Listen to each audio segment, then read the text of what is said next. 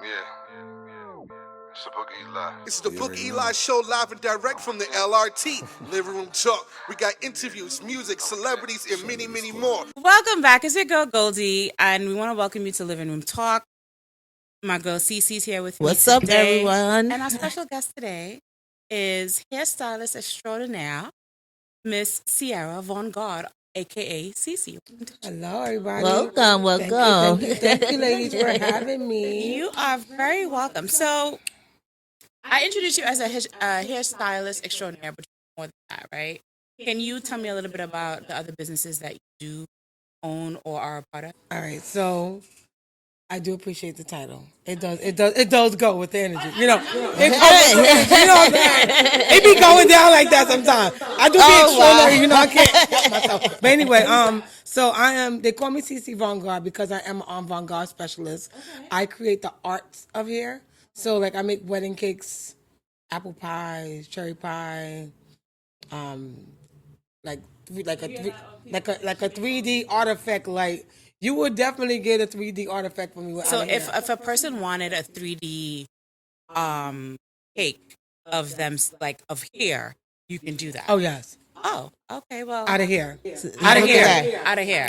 Okay. How so long does it take to do that? Because I know that's a long process. Yeah. You know, the crazy thing is when I do it, right? Because I don't draw, but I pray. And then my energy, I like, so our first one I made, it was an all white cake. And I said, you know what, God? I said, God, you know what? You mean to tell me? One day I woke up on my sleep and was like, God, Jesus, Mo, I say Mo, God, Joseph, all of y'all, all the saints, God bless y'all. I'm happy that y'all are here to help us. But one day I said, God, do you mean to tell me that all of us is going to suffer continuously because somebody ate an apple and they had watermelon, peaches, and everything else? That's what you want to tell me? The murderers and all this stuff is going on in the world. Like this is how Earth is, and like this is how it goes. Like so, we gotta do this whatever you designed us to be on this earth and find our way. And then you don't know how it's going to end. So you just live in a die, basically, of course, right? But it's like, damn, like, what is, like, so you just mean to tell me that all of these is happening for that? I said, you know what, God, you know what I want to do? I want to make something that people think they can eat, but they can never taste it. Okay. And I went to sleep on that. So that's more so of a metaphoric thing. Yeah, that's okay. I just put it in the atmosphere, and then I went to sleep, and I woke up with a light. It just a light. So you had an epiphany. It was just like bling, right? And when it said bling, I went and I just bought so much hair.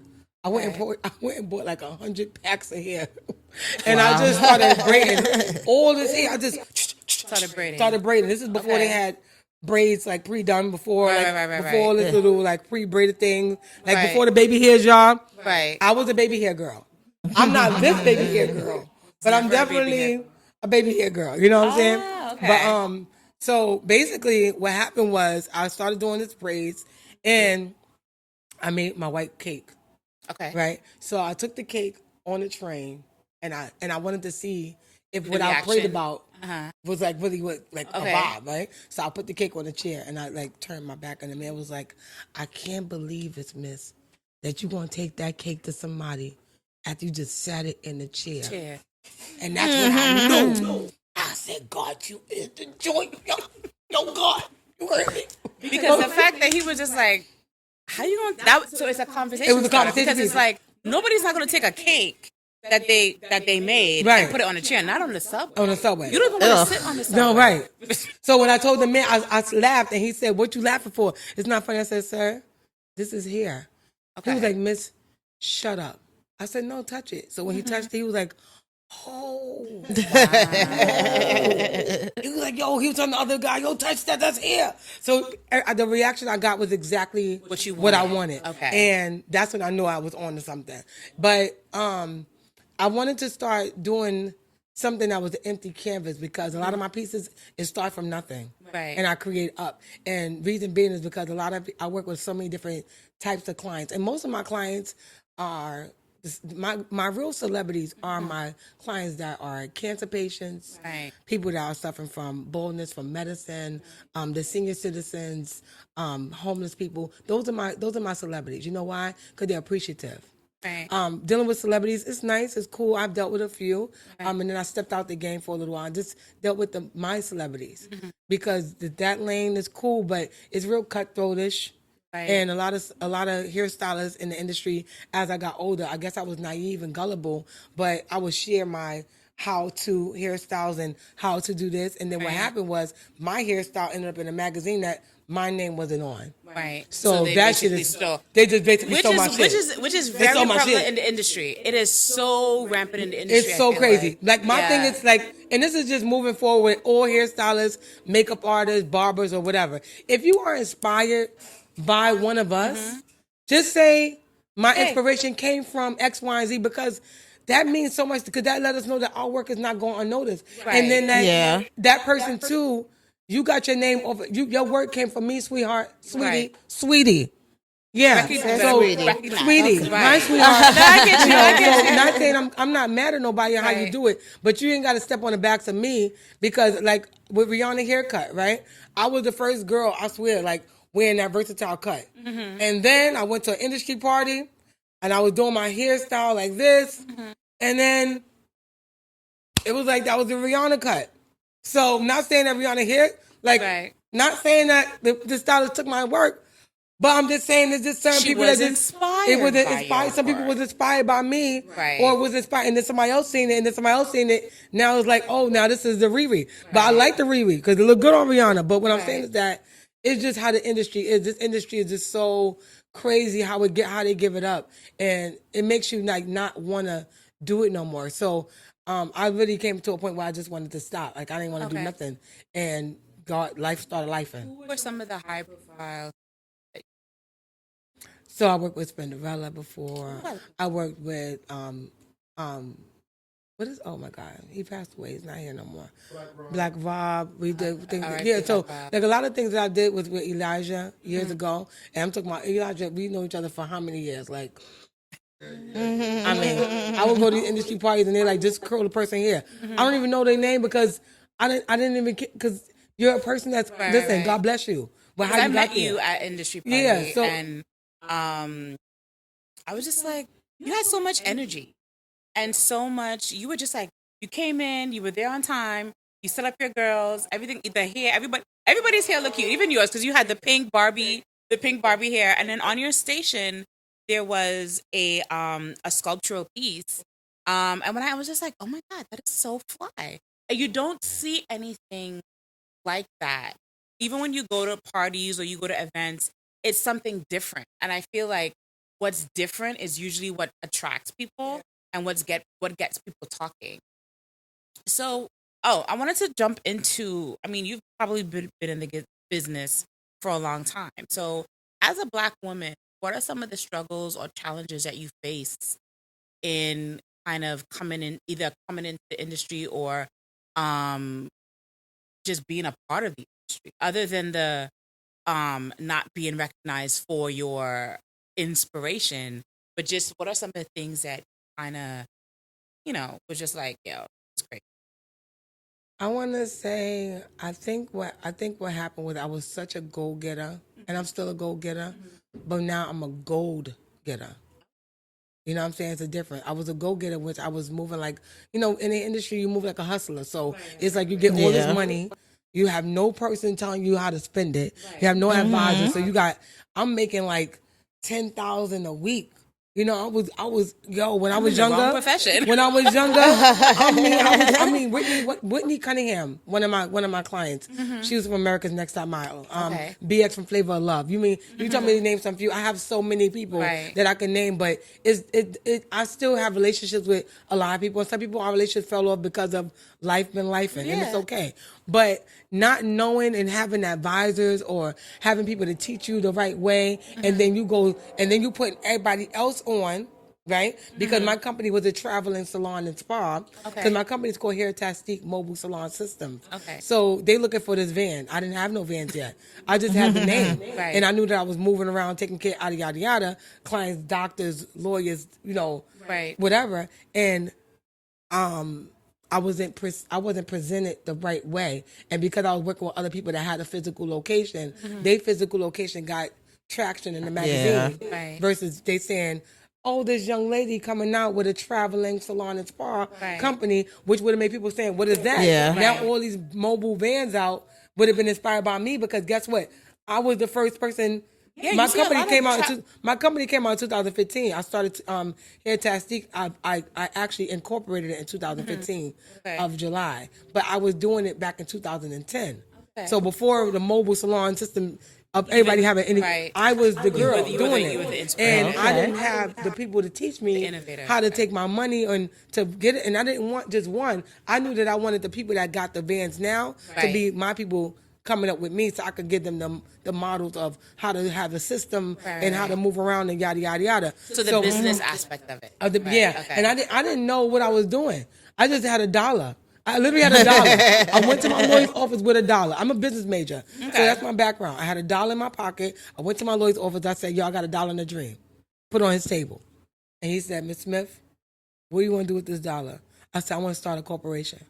And he said, "Well, you don't have no money, so you got to do the poor man's copyright." So I sent my company's name in the mail to myself and never opened it. Okay. That's the poor man's copyright. That's That's poor the man's copyright. that's a person that Okay. don't have any money to get the company started. That's what you do. Right. You write the company name, you write the structure of the business, you mail it to yourself, and you don't open it because the date doesn't lie. So now you know that that's your name. So I had a friend of mine named Terry Williams, and she was like, "Ciara, you have to have the Hair Tastic name got to come up on Google and on Google search, and when people say your name, it got to just come up. So even now you don't know what you're doing, just put it out there, and then now your name, when people go on Google search, it was just Google search. I didn't know what the hell I was doing. I'm like, I know I'm gonna be a billionaire. How I'm gonna be a billionaire? I don't know. But I'm gonna have $1 billion. You know what I'm saying? But it was just like having people that was in my corner that got the money, have the resources, and then me not knowing how to say it or talk to them properly, they're not investing. Not because your name is Ciara Smith or Cece, they don't care about that. They want to know what you're doing with their money. Right. I didn't know what I was doing with myself. So it was like I was like at a blur, and then when you're putting people on and now they are where they need to be at, and I'm still like, what the hell? Did I miss something? That was just like, and then with the magazines and putting your name on and putting your work on something, and other people's name is under your work, and Right. not getting that, and then I don't have a lawyer to cover me for Right. that. So now I'm just like, all these magazines that's all over the world. I'm talking about all over the world. I got work. Did you ever think about maybe starting your own Yes, magazine? yes. And because if they're not going to give you I gotta make the my own lane. recognition, then Make all your own right. lane. Create your own lane. Exactly. So that's what I'm doing right now, creating my own lane. So Okay. what happened with the lane creating is COVID happened, shut everything down, and I lost a lot of clients from that because people wanted me to literally travel to them during COVID. Yeah. So I didn't notice how many women, husbands don't know what their hair look like under their wigs. It's a lot of Messed women up. but a lot of women. Yo, you know how many people? Let me tell you something. I had no idea how many people needed wigs. If I had my wigs on me, it would have been crazy. So a lot of people were like, "I need you to send me something. I need you to send me a wig pre-made. I need the edges to be done." I didn't have nothing. I have nothing. And I'm like, when I did have it, I didn't know where to get the hair from because now all the shipments are stopping. So now I'm like, Yeah, I don't know they how to stopped make that. my wigs now. So I'm like, yo, She lost that money. I'm lost all that money. So now, COVID happened. COVID lifted up. I came outside. I dropped it like it was hot. Then it got lukewarm. Got pregnant. Had my baby, my first son, my little boy. And then I did the mommy thing for a whole year after having him. And I left town, came back to New York. And then last year was my first time being back at it. So last year was my first time presenting CCVantGarde, the avant-garde specialist, during Fashion Week in February. I was featured in Amsterdam newspaper for Women's Month, and then I did ACS. What was it? ACS prom night for their first ever ever prom night that I did with them. And then I was Okay. I was a panelist for ACS to talk to the girls about how to come in the industry and just letting them know that. And I brought my baby with me too. Okay. And then happiness thing that all the other girls that came, most of them brought their kids with them as well. So being a panelist with my child right beside me and letting them know that sometimes you gotta bring your kid with you. Nothing is not gonna stop. So now, going through those seasons, and then now, I have a non-for-profit organization with my partner Karen, and I have a board. I have amazing board members. Like my members is the board members is amazing. I'm grateful for our team. So I have Hair Tastique Mobile Salon Systems. I have the Hair Madness Foundation. I also own another company called CC Luxurious Touches. I own a few things, but I was. So you out here? Yeah. No, So she's the company, out I'm here. a serial entrepreneur, but I was starting all these companies during COVID, so that now that I could do the relaunch, and the relaunch is basically wrapped around of all things that I have I think going on. one of the greatest things to come out of COVID is the launch of, especially in the Black community for Black women. People was out here really just making whatever, whether it be hair, whether it be nails, whether it be lash tech, whether it be everything and anything you could think of. People were just like, I need to pay my bills. I need to put food on the table. So out of all of that pressure, that struggle, like a lot of people came out as entrepreneurs, and you launched several businesses out of that because you had a vision and you wanted to manifest it. And I think that's amazing. So you said you mentioned a non-for-profit organization. Can you tell me a little about that? And tell us about that, so the audience. So the Hair Madness Foundation, we are basically an organization that started from. So it started from me and my partner did we had another company. We have another company. It's called the Hair Madness Ultimate Hair Competition. Okay. So we would do these big, gigantic hair shows, like as if you'll see in Atlanta, Georgia, or somewhere else. Yeah. And we do it in New York. So they thought we all was from down south because of the way our work look, Right. But we're like, no, we from New York. And my partner, she's actually from Antigua. So nice. When we noticed that we wasn't getting a lot of support in New York City for our shows, we did like the Pennsylvania Hotel Ballroom. We had the whole top floor. Then we did the symphony space, but we had partners with certain events that we had to have a full room. And then we tried to do it by ourselves without the partner. We were like, this room ain't so full. You know what I mean? So we want to start in the Hair Madness Foundation to set the Hair Madness Ultimate Hair Competition to the back burner just for a few minutes to start the Hair Madness Foundation, which is a company that we make wigs for people that have alopecia, cancer survivors, for men and women, things like that. And it's catered to seniors. Not saying that nobody else is exempt, but it was geared for senior citizens 55 and older. So what happened was we wound up so to get traction for that company, I figured, Hair Tastique is not booming the way I wanted to. I don't have the money for marketing. I always go back to the poor man's copyright, right? So how can I get the attention that I need for all companies? So what we did was I had a meeting with Raymore Flanagan. Okay. And with two beautiful young ladies. One lady named Darlene.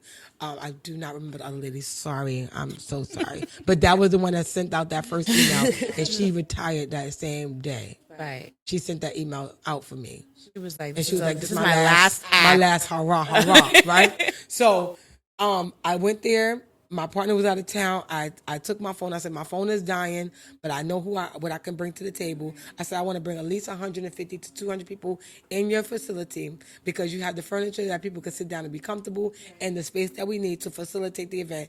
You guys can give them a discount on their furniture. Right? Yeah. And we can have a space for them to come. And we'll provide haircuts, wigs, massages, facials, manicures, free food, and a discounted furniture. So now they get a discounted furniture. You bring a friend, you get an additional discount, and everything works along the way. So now we got the Mother's Day extravaganza, Father's Day extravaganza. We got all these events coming up. So the Mother's Day extravaganza is May 10th. And can people donate or to the nonprofit? Yes. Can they? Because we tell the people how they can support your business. Yes, and donate. So you guys can contact me on Instagram at Hair Tastique. That's HAIRTASTIQUE. Or you can go to the Hair Madness on Instagram, or I believe it's Hair Madness Forgive me, guys. I believe it's Hair Matters on Instagram, but they're gonna post it up because I'm like so busy with my mind. And we love all the help, the support. This one is coming up. It's gonna be May 10th in Yonkers at Raymore Flanagan on Central Avenue, and then we have the one in Harlem for the Father's Day on 125th Street for the Father's Day, which is June 14th. Awesome. Yeah. Okay, Awesome. Yeah. that's good. Well, Ms. VantGarde, thank you so much Thank you for so coming much. in and sharing with us just your amazing story. Yeah, I take my hat off to y'all. So. Woo! She took off the wig. and she Blonde is wig. a beautiful woman underneath that wig.